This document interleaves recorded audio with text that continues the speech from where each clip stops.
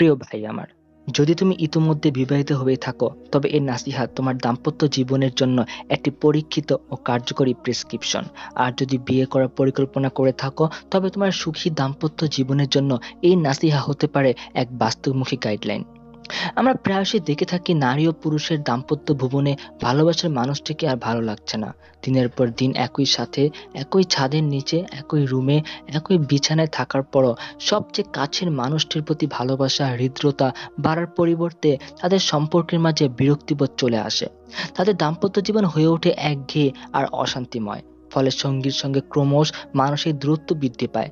এমত অবস্থায় দাম্পত্য জীবনের সুখ ও সৌহার্দ্যপূর্ণ সম্পর্ক ফিরিয়ে আনতে অনেকেই দুশ্চিন্তায় পড়ে যান। মূলত পুরুষ ও নারীর দাম্পত্য জীবনকে সুখী ও মধুময় করে তোলার প্রধান অস্ত্র হচ্ছে পারস্পরিক বোঝাপড়া ও আচরণ। দুটি তরুণ তরুণী, যুবক যুবতী তাজা প্রাণের জীবন সংগ্রামে মিশে থাকে অজস্র সুখ, দুঃখ, হাসি, কান্না ও বেদনা। এসবেরই চূড়ান্ত বহিঃপ্রকাশ ঘটে বিয়ের পরবর্তী দাম্পত্য জীবনে। বর্তমান সমাজে অধিকাংশের দাম্পত্য জীবন নিরানন্দ, একঘেয়ে।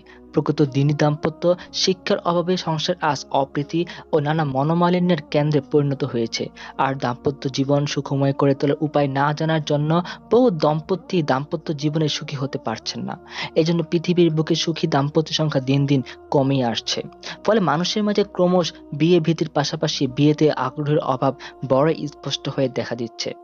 তবে একদল আছেন যারা মনে প্রাণে বিশ্বাস করেন বিয়ে মানেই হচ্ছে যৌন মিলনের ছাড়পত্র, আর দাম্পত্য মানেই হচ্ছে যৌনতা আর যৌনতা। নারী ও পুরুষের বিবাহিত জীবনের সক্রিয়তাকে প্রথম দৃষ্টি থেকে ভুলভাবে দেখতে শুরু করার কারণে প্রকৃত দাম্পত্য সুখ এদের অধরাই থেকে যায়। মূলত সুখী ও সুন্দর দাম্পত্য জীবন গঠনে স্বামী স্ত্রী উভয়কে ভূমিকা রাখতে হয়। উভয়কেই পরস্পরের প্রতি সহানুভূতিশীল ও শ্রদ্ধাশীল হতে হয়। একে অপরের সুবিধা ও সমস্যাগুলো বাস্তবতার নিরিখে অনুধাবন করতে হয়। স্বামী যদি অসহযোগিতা করে, স্ত্রীর প্রতি দায়িত্ব পালন না করে, তাহলে সংসার সুখের হয় রমণীর গুণে এই নীতিবাক্যে সুখ আসবে না। মহান সৃষ্টিকর্তা আল্লাহ বলেছেন, স্ত্রীরা তোমাদের জন্য পোশাক এবং তোমরাও স্ত্রীদের জন্য পোশাক স্বরূপ।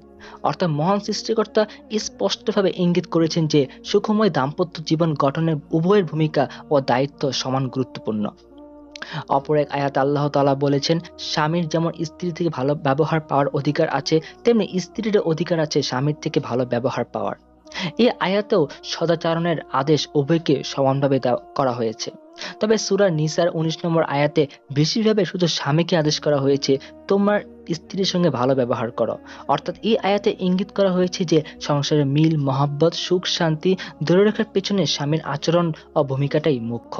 একজন পুরুষের একগুঁয়েমিতা, অসারতা এবং অতিমাত্রায় কর্তৃত্বপরায়ণতা দাম্পত্য জীবনকে দুঃখ কষ্টে ভরিয়ে তোলে। নিজের কর্মব্যস্ততাকে সহধর্মিণীর জীবনের সঙ্গে খাপ খেয়ে নেওয়ার জন্য সে হবে সখা। সে যখন স্ত্রীর সঙ্গে যৌন সম্পর্কে মেতে উঠবে তখন সে হবে বিশ্বস্ত, প্রাণোচ্ছল। সুখী দাম্পত্য জীবনে এটা প্রত্যেক পুরুষের অন্যতম হাতিয়ার। একঘেয়েমি অনেক সময় যৌন জীবনকে নিরানন্দময় করে তোলে। এজন্য তার একঘেয়েমি দূর করে তার সামনে নানা রূপে নিজেকে উপস্থাপন করে দাম্পত্য জীবনকে মধুময় করে তুলতে হবে। বয়স যাই হোক না কেন, সবসময় ভাবতে হবে দুজনে যেন দুটি নবীন প্রেমিক আর প্রেমিকা। দুজনের কথার মাঝে ফুটিয়ে তোলো নতুন প্রেমিক প্রেমিকার কথার সুর। নিজের দিন চর্চা ও সমাজ গবেষণার বাস্তব অভিজ্ঞতার আলোকে তোমার জন্য কিছু পরামর্শ শেয়ার করছি, যেগুলো অনুশীলনের ফলে দাম্পত্য জীবনকে সুখময় করে তোলার ক্ষেত্রে তুমি একজন দায়িত্বশীল ও সফল স্বামী রূপে নিজেকে প্রতিষ্ঠিত করতে সক্ষম হবে ইনশাআল্লাহ। সেসব পরামর্শগুলো আমরা পরবর্তী এপিসোডে আপনারা পাবেন ইনশাআল্লাহ।